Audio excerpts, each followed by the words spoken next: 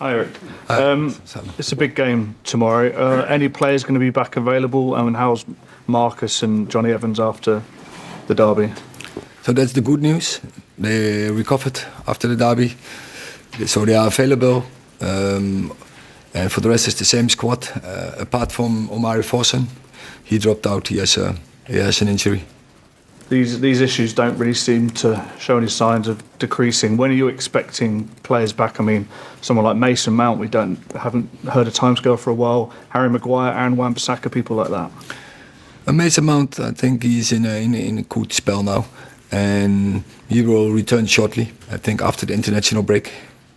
Is there anybody else set to return? Yeah, for next week. I think some players are planning to return. Hopefully, when the process will continue like it's now, Harry Maguire, Aaron Wan-Bissaka, I expect them to be back and to be available for our game against Liverpool. Højlund as well? Højlund, similar, yeah. Erik, you're 11 points off the top four now. Obviously, last year you won a trophy, you qualified for the Champions League. That was considered a successful first season. Do you need to do one of them things again this year to stop this season becoming a failure? It's we want to be successful. We needed to be successful. But sometimes seasons are going like we are now in, but we don't accept that. We will fight. We have had problems. We still have problems with in our squad, with injury-wise. But with the players who are available, we will fight for it. We have to win every game. And we go into every game, it doesn't matter who is the opposition, we go for winning. Well, with 11 games left to play, obviously results are always important, but what's more important to you over this period? Is it getting the results that you so desperately need, or do you need to show the performances between now and the end of the season to convince everyone, the supporters, maybe even the owners, that the project's still going in the right direction? The project is going in the right direction when we have the players available. And top football is about winning games. We know that, and so we're working and we keep working on better performances. We want to play to maximum levels, and we will have to do it with the players who are available and which are good players. It's only in some key positions you miss players who are very. They have a very high impact on the way we want to play. Just following up on that then, Erik. You talked about with the players who've been missing all season, and you talked about last season you had consistency in your team previously. Do you feel your team's under or overperformed this season, considering everything you've been faced?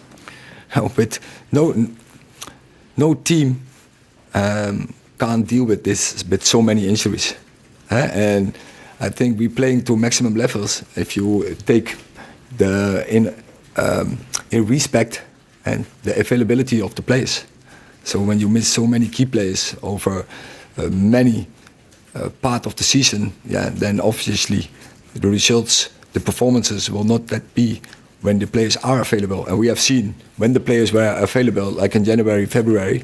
Our performances were very good, and I think from that moment, when the players were not even fit, they could do even better when they are 100% fit in that moment, but they were not.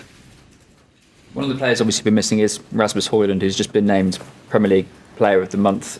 How frustrating is it that he's been out when he was finding great form, and how much have you missed him?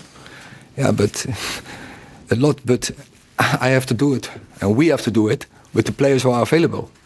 And so I will never complain about that. And so we work through this game with the players who are available, and we have to get the best out of it. And that is our aim. Yes. Erik, it's a game against Everton. Sean Dyche has had his own issues with his football club in terms of off the field. On the field, what have you made of them, and what are you expecting? I think it's very clear. You can see really his handwriting. So in the style of playing of Everton, and he has done that very good. On the moment he took over last season, he made them very fit. So it's a very good structure in this team. So it's a very good team, and we know what to do to beat them. Last question in this section, Andy. Erik, you won 61 of your first 100 matches at Manchester United. You won a cup. That's a better record than Jurgen Klopp, than Arteta at Arsenal.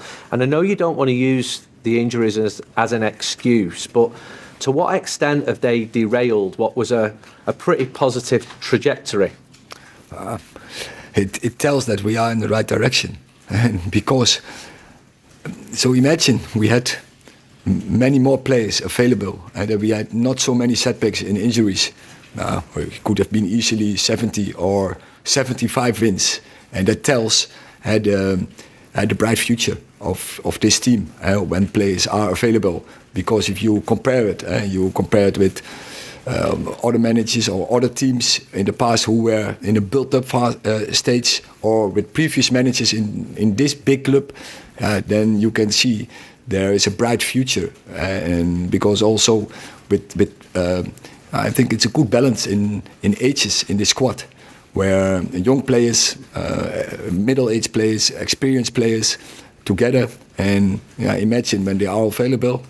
As I said, we could have easily win from 100 games 75, and that's a big difference. I think with the things with the stats you mentioned.